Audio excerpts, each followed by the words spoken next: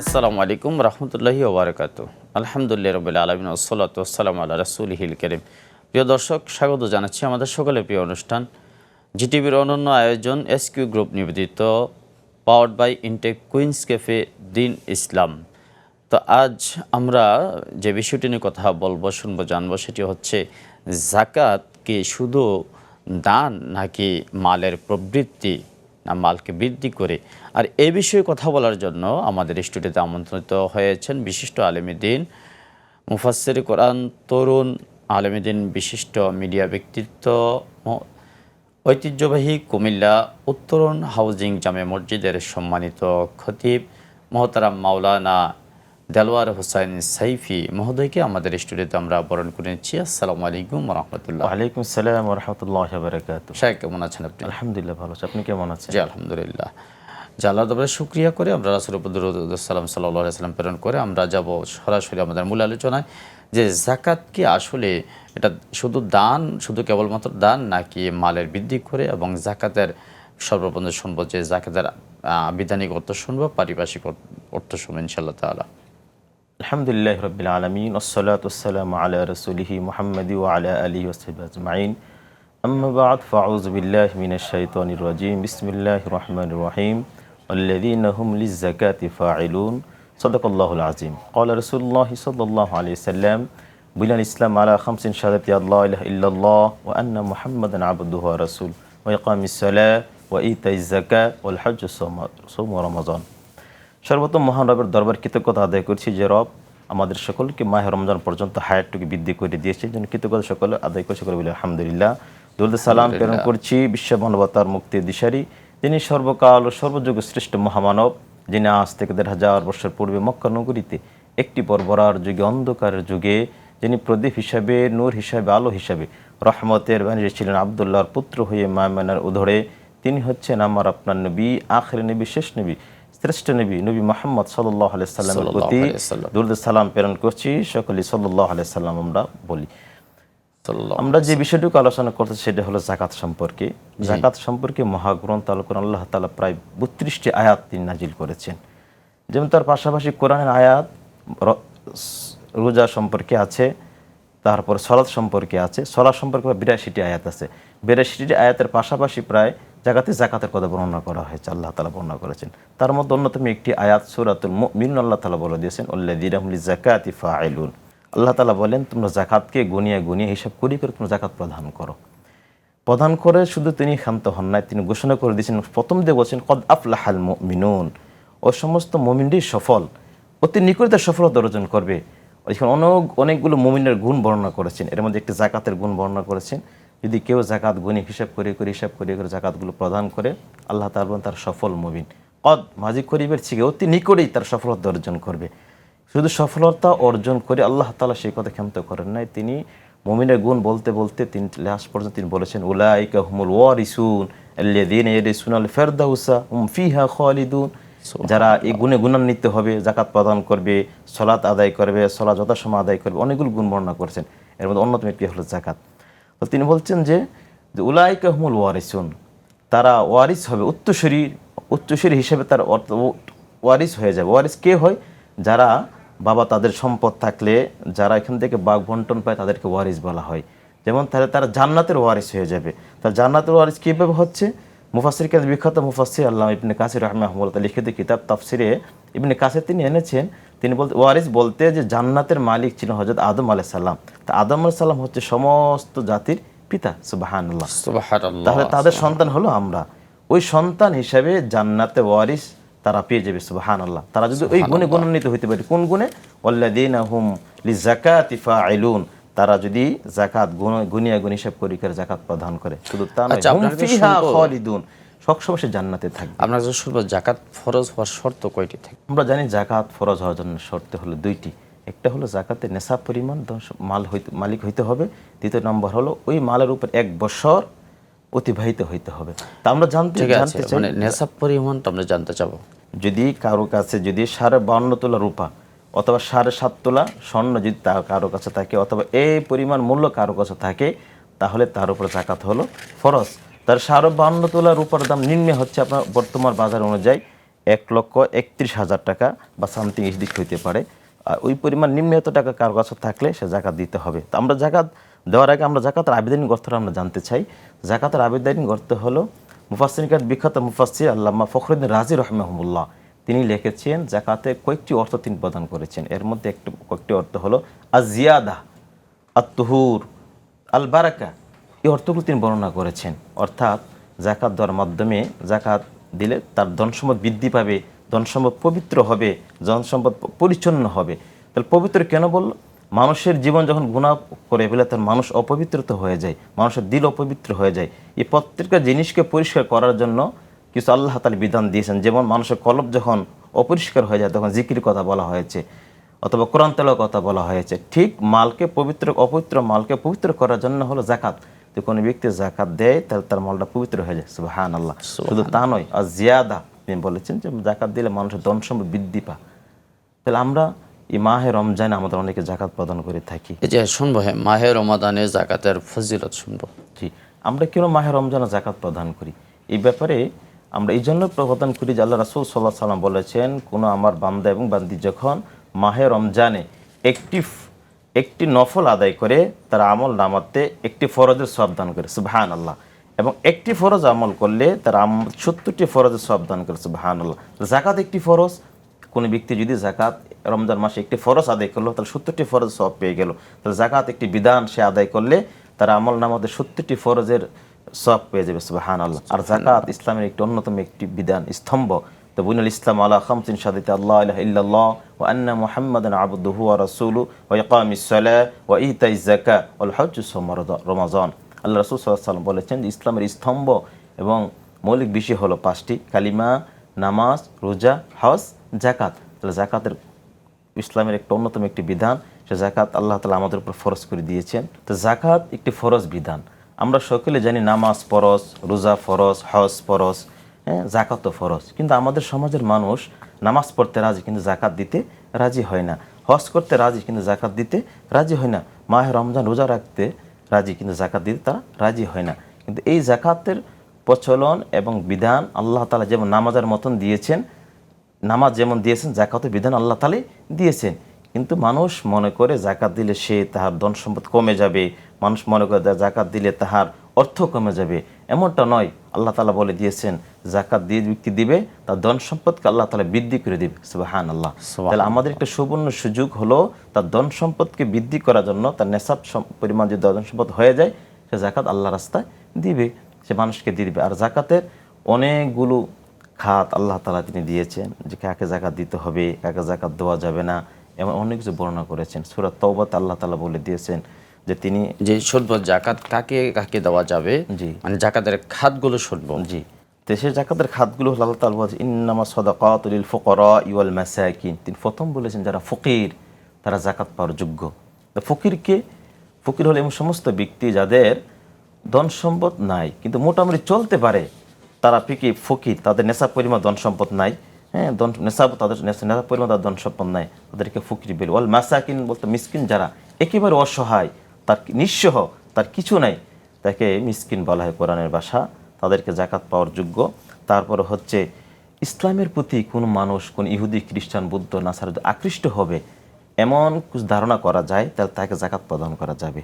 তারপর আল্লাহ তাআলা বলে দিয়েছেন যারা জাকাতকে আদায় করে, জাকাতের যারা আদায়কারক কর্মচারী দায়িত্বে আছেন তাদেরকে জাকাত প্রদান করা যাবে, সে যদি সে পাওয়ানো যোগ্য হয়। তার ফলে দাস মুক্ত করার জন্য জাকাতের টাকা দেওয়া যাবে। তারপর ঋণগ্রস্ত কোনো ব্যক্তি ঋণগ্রস্ত আছে তাকে ঋণ থেকে মুক্ত করার জন্য তাকে জাকাত দেওয়া যাবে। তারপর আল্লাহ তাআলা বলেছেন যারা আল্লাহর রাস্তায় জিহাদ করে, আল্লাহর রাস্তায় আছে, তাদেরকে জাকাত দেওয়া যাবে।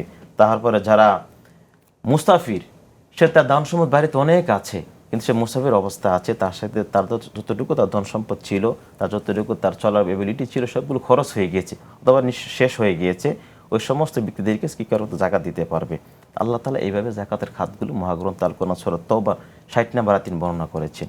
তাহলে আমরা আমাদের সমাজের ভিতরে জাকাতের দেওয়ার ক্ষেত্রে আমরা অর্থকে প্রাধান্য দেওয়া, সবচেয়ে বড় সমস্যা হচ্ছে আমাদের সমাজের মানুষ জাকাত দেয় আমাদের জাকাতের পণ্য বের হয়ে গেছে সমাজের ভিতরে, বাজারে মার্কেটে পাওয়া জাকাতের জি, পণ্য। আমি বলতে চাইছিলাম যে জাকাত কি অর্থ দিয়ে দিতে হবে নাকি পণ্য দিলে হবে? হ্যাঁ, জাকাতের বিধান হচ্ছে জাকাতকে পণ্য দিয়ে দেওয়া, অর্থ দিয়ে দেওয়া, পণ্য দেওয়া নয়। জাকাত মানুষের চাহিদা তার টাকার উপরে থাকে, টাকা যাচ্ছে অনেক কিছু করতে পারে, তো ওষুধ লাগে ওষুধ কিনতে পারবে, তার ভরণ পোষণ কিছু লাগছে কিনতে পারবে। কিন্তু একই সমাজের মানুষ আমাদের সমাজে সে লুঙ্গি দেয়, শাড়ি কাপড় দেয় জাকাতের, এবং মার্কেটও জাকাতের কাপড় ব্যবহার হচ্ছে, বের হয়ে গেছে মার্কেটে বিভিন্ন কোম্পানি জাকাতের কাপড় বের করছে বা জাকাতের লুঙ্গি বের করছে, এমন চলতেছে। কিন্তু আমার আসলে কি এমন কোনো হাদিস আছে কোরআনে কেমন কি নির্দেশনা আছে যে জাকাতের জন্য আলাদা লুঙ্গি, আলাদা শাড়ি, আলাদা কাপড়? এমন কোনো তাহলে এমন আমরা করছি কেন? এমনটা করছি কেন, সেটা আমাদের থেকে ফিরে আসতে হবে। আমরা অর্থ জাকাতের ব্যাপারে অর্থকে প্রাধান্য দিতে হবে, অর্থ অনুযায়ী আপনার যতটুকু জাকাত আসে। তাহলে কি এই কাজ দ্বারা কি এটা বোঝানো হয় না যে আমরা আল্লাহ এবং তার রাসূলকে বিদ্যাঙ্গুল দেখাচ্ছি? যে অবশ্যই আল্লাহ এবং রাসূলের আইনকে সীমা লঙ্ঘন করি, সীমা লঙ্ঘন করছি আমরা। আল্লাহ সীমা লঙ্ঘনকারীদেরকে ভালোবাসেন না। রাসূল সাল্লাল্লাহু আলাইহি ওয়াসাল্লাম যে আদেশ দিয়েছেন আমাদেরকে, যা নিষেধ করেছেন তাগুলি মেনে চলা, এটাই আদেশ, ইসলাম এটাই বিধান। রাসূল তো বলে দিয়েছেন, মান আহাব্বা সুন্নতি ফাকাদ আহাব্বানি ওয়া মান আহাব্বানি কানা মাইয়া ফিল জান্নাহ, যে আমার সুন্নতকে মহব্বত করলো, আমার আদর্শকে মহব্বত করলো, আমার আদর্শকে পালন করলো, সে যেন আমাকে মানলো, আমাকে মহব্বত করলো, আর ওই সমস্ত ব্যক্তিদের কাল কিয়ামতের দিন আমি তাদেরকে জান্নাতে নিয়ে যাবো। সুবহানাল্লাহ। আমি যেটা বলতেছিলাম, জাকাত আমাদের সমাজে লুঙ্গি বা শাড়ি কাপড় দিয়ে যে প্রচলন শুরু হয়ে গেছে, এটা থেকে আমরা বের হয়ে আসতে হবে। আমরা আমাদের জাকাতের মানুষকে তার স্বাবলম্বী করার জন্য আমরা এমন একটা নিয়ম করতে পারি যে আমাদের সমাজে কতজন গরিব মানুষ আছে, অসহায় আছে, মিসকিন আছে, আমরা তাদেরকে তালিকা করি, বের করি, করে আমার কত টাকা জাকাত আছে, ওই টাকাটা তাকে একটা ব্যবসার কাজে, তাকে ব্যবসা প্রদান করে দিই, একটা ব্যবসা ধরাই দিই, তাকে অন্য কোনো একটা কিছু পণ্য কিনে সে বিক্রি করে ঋণ পরিশোধ করে দিই। তাহলে আমরা ও শাড়ি কাপড় না দিয়ে, লুঙ্গি না দিয়ে, আমরা ওইভাবে টাকাটা তার কাছে দিয়ে দিলে সে তার মন মতো খরচ করতে পারবে, অথবা তার চাহিদা অনুযায়ী তার চিকিৎসা লাগতে পারে। কিন্তু আমরা তাকে চিকিৎসা নিয়ে যাচ্ছি না, তাকে সবাই কাপড় দিচ্ছে, সবাই লুঙ্গি দিচ্ছে, একই পরিবারে সবাই তাকে কাপড় দিচ্ছে সমাজের ভিতরে। আমরা এমন মিডিয়াতে দেখেছি যে কাপড় আনতে গিয়ে পদদলিত হয়ে 5 জন মানুষ নিহত, 3 জন মানুষ নিহত। এটা তো আছেই, এমন হয়েছে যে একজনে পেতে 10-12টা লুঙ্গি পেয়ে গেছে, হ্যাঁ, এরকম তো আছে। হ্যাঁ, শাড়ি কাপড় পেয়েছে, লুঙ্গি পেয়েছে, এরকম আছে। তো আমরা এগুলি থেকে বেরে আসতে হবে। আমরা আমাদের সমাজকে স্বাবলম্বী করার জন্য, দুর্বৃত্ত মুক্ত করার জন্য আমরা জাকাতকে আদায় করতে হবে, করে মানুষের কাছে পৌঁছায় দিতে হবে, এবং যার ঋণগ্রস্ত তাকে ঋণকে পরিশোধ করতে হবে, অথবা যা ব্যবসা বাণিজ্য তাকে ধরাই দিতে হবে। প্রবাসীরা যারা আছেন তারা কিভাবে জাকাত দিবেন? প্রবাসীরা, আমাদের সমাজে অনেক লিমিটেড যোদ্ধা আছে, প্রবাসী আছে যারা, তাদের অর্থ কিলাম অনেক, ব্যাংক ব্যালেন্স আছে, কেউ বাড়ির ঘরে তারা কেউ জানে, পরিবারে জানে, কেউ জানে না, কিন্তু তারা জাকাত দেয় না। কিন্তু তারা দেখে গেছে কি, তাদের অর্থ থাকার কারণে তারা উমরা করতে যাচ্ছে, হজ করতে যাচ্ছে, কিন্তু তারা দুইটা জিনিস তার বিরত থাকে, একটা হলো কোরবানি আর একটা হলো জাকাত থেকে। আচ্ছা, তো তারা যে দেশে আছে, শরীয়তের বিধান হলো ওই দেশে খুঁজে তারা জাকাতের টাকাগুলি, নেশা পরিমাণ হলে জাকাতের টাকাগুলো তার কাছে প্রদান করে দিবে। যদি ওই দেশে না থাকে, তার সে যে দেশে বসবাস, যে দেশে তার এলাকা, যেখানে সুযোগ আছে, ওইখানে জাকাতের টাকা সে পৌঁছায় দিবে। এটা হলো প্রবাসীদের একটা ধর্মীয় দৃষ্টিকোণ থেকে সেই দিক নির্দেশনা দেওয়া হয়েছে।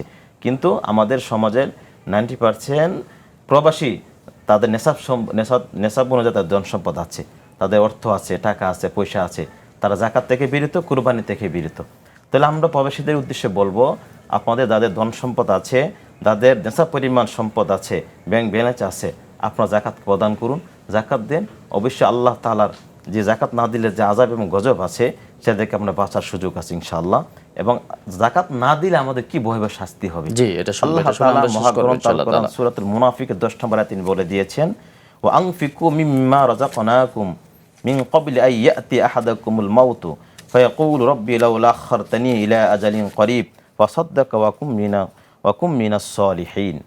যারা জাকাত দেয় নাই, তাদেরকে যখন কালকে আপনাদের শাস্তি দেওয়া হবে, তখন তারা আল্লাহর কাছে ফরিয়াদ করবে, আল্লাহ তুমি আমাকে দুনিয়াতে আবার ফিরে দাও, আমি ওইখানে গিয়ে আমি আমার অর্থ থেকে আমি জাকাত দিব, দান খয়রাত করব, সালেহীন ভালো মানুষ চলাফেরা করবো। কিন্তু আল্লাহ তাআলা বলতেছেন, আনফিকু মিম্মা রাযাকনাকুম মিন ক্বাবলি আন ইয়াতি আহাদাকুম, আমি যে তোমাদেরকে ধন সম্পদ দিয়েছিলাম, রিজিক দিয়েছিলাম, তোমাদেরকে আমি বারবার বলেছি, আনফিকু মিম্মা রাযাকনা, তোমাদেরকে যা রিজিক দিয়েছি, ধন সম্পদ তাতে খরচ করো, তোমরা খরচ করো নাই। কিন্তু যখন ভয়াবহ শাস্তি তাকে দেওয়া হবে, তখন তারা বারবার বলবে, আল্লাহ তুমি আমাকে ফিরিয়ে দাও। কিন্তু আল্লাহ রাসূল সাল্লাল্লাহু আলাইহি ওয়াসাল্লাম বলেছেন, কোন ব্যক্তি যদি জাকাত দেওয়ার উপযুক্ত, সে জাকাত দেয় নাই, কাল কিয়ামতের দিন রাসূল সাল্লাল্লাহু আলাইহি ওয়াসাল্লাম বলেছেন তার ধন সম্পদগুলিকে একটি সাপের আকারে বানানো হবে। সাপ, এই সাপ তাকে গলা জুড়ে দেওয়া হবে। সাপের ভয়ঙ্কর ভয়ঙ্কর চিত্র থাকবে, তার সাপের মাথায় দুইটি কালো দাগ থাকবে, এভাবে বর্ণনা করা হয়েছে। এবং সাপ তার গলার মধ্যে জড়িয়ে দেওয়া হবে। সে সাপ তাহাকে আক্রমণ করবে, আর সাপ বলবে আনা মালুকা, আনা মালুকা, আমি তোমার ধন সম্পদ, যে ধন সম্পদ তুমি দুনিয়াতে জমাইছিলা, একত্রিত করেছিলা, এই ধন সম্পদ হয়ে আজকে তোমাকে আক্রমণ করছি, তোমাকে দর্শন করছি, তোমাকে আমি শাস্তি দিচ্ছি। যে মাল তোমাকে আল্লাহ তাআলা দিয়েছিল, দেওয়ার পর আল্লাহ তাআলা বলে দিয়েছিলেন ও মিম্মা রাযাকনাহুম ইউনফিকুন, তোমাকে যা রিজিক দিয়েছি ওই রিজিক থেকে তুমি আল্লাহর রাস্তায় কিছু দান করো, খরচ করো, অথবা তোমার নেশাব পরিমাণ ধন সম্পদ দিল, তুমি সেই ধন সম্পদ থেকে তুমি কী করো না, তুমি জাকাত দেও নাই, তো জাকাতও দেও নাই, দান খরাতও করো নাই। এই জন্য সে সাপ কাল কিয়ামতের দিন তাকে ওই মাল হয়ে তাকে আক্রমণ করবে। অথবা আল্লাহর কোরআন বলা হয়েছে কাল কিয়ামতের ধন সম্পদগুলিকে একটি তামার আকারে বানানো হবে, একত্রিত করে তাকে বিভিন্ন পৃষ্ঠতে, তার পিঠেতে, তার শরীরে তাকে ছেক দেওয়া হবে, জাহান্নামের আগুন দিয়া ছেক দেওয়া হবে, যে জাহান্নাম ভয়াবহ আগুন হবে, সে আগুন তাকে শাস্তি দেওয়া হবে। তাহলে সেই শাস্তি থেকে বাঁচার জন্য আমাদের যাদের নেশাব পরিমাণ ধন সম্পদ আছে, আমাদের উচিত আল্লাহর দেওয়া বিধান, ইসলামের একটি স্তম্ভ হলো জাকাত, সে জাকাতটাকে আমরা নামাজ যেমন পড়ি জাকাতও আদায় করতে হবে, হজ যেমন করি জাকাতও আদায় করতে হবে, যেমন আমরা মাহে রমজান আসলে রোজা রাখি, আমরা জাকাতও আদায় করি, সেই বিধানটাকে আমরা প্রাধান্য দেওয়ার চেষ্টা করবো ইনশাআল্লাহ। তাহলে আমরা আসি, আমাদের আল্লাহ পাক রব্বুল আমিন যে বলেছেন কদ আফলাহাল মুমিনুন, তাহলে তুমি সফল মুমিন হয়ে যাবা। কীভাবে সফল মুমিন? রাসূল আল্লাহ পাক রব্বুল আমিন বলে দিয়েছেন সফল মুমিন তুমি তখনই হবা যখন তোমার জাকাত পরিপূর্ণভাবে আদায় করবা, জাকাতের বিধানগুলি পরিপূর্ণভাবে মানুষের কাছে বিলীন করে দিবা, মানুষের কাছে পৌঁছে দিবা। অবশ্যই আল্লাহ পাক রব্বুল আমিন তাকে সে নেক এবং তে সওয়াব দিবে। এবং কাল কিয়ামতের দিন আল্লাহ তাআলা বলেছেন যারা জাকাত প্রদান করে, যারা জাকাত দেয়, তাদেরকে আল্লাহ তাআলা তাদেরকে সলিহিন নেককার বান্দার সাথে তাকে জান্নাত দিবে। সুবহানাল্লাহ। রাসূল বলেছেন অনেক হাদিসের মধ্যে, যে ব্যক্তি আল্লাহর এই বিশাল এক বিধানকে যারা সবসময় মানবে, রাসূল সাল্লাল্লাহু আলাইহি ওয়াসাল্লাম বলেছেন তাকে আমি নিজ হাতে জান্নাতে নিয়ে যাব। সুবহানাল্লাহ। তাই আমরা এই মাহে রমজানের সুবর্ণ সুযোগ আছে, আমাদের ধন সম্পদ আছে, নেশাব পরিমাণ ধন আমাদের আছে, আমরা এই মাহে রমজানে আমরা যদি জাকাতটা আদায় করতে পারি, তাহলে আল্লাহ পাক রব্বুল আমিন একটা ফরজ আদায় করলে যেন 70টা সওয়াব দিবে। এই সুবর্ণ সুযোগ হলো মাহে রমজানে। আল্লাহ তাআলা যেন আমাদের সকলকে পবিত্র মাহে রমজানের পরিপূর্ণতা হক আদায় করে এবং জাকাতের বিধান যে একটা আছে সেই বিধানটা আদায় করে আমাদের সকলকে তৌফিক দান করে, সে আমরা প্রার্থনা এবং দোয়া আল্লাহর কাছে করব ইনশাআল্লাহ। আমিন, আল্লাহুম্মা আমিন। আপনার জন্য অনেক শুভকামনা, আল্লাহ আমাদের সকলকে কবুল করুক। প্রিয় দর্শক, আমরা উপভোগ করছিলাম আমাদের সকলের প্রিয় অনুষ্ঠান জিটিভির অনন্য আয়োজন এসকিউ গ্রুপ নিবেদিত দিন ইসলাম powered by Intech Queens Cafe. তো আজ এখানে শেষ করব, পরবর্তী পর্ব দেখার আমন্ত্রণ জানিয়ে সকলে ভালো থাকুন। ফি আমানিল্লাহ। আসসালামু আলাইকুম ওয়া রাহমাতুল্লাহ।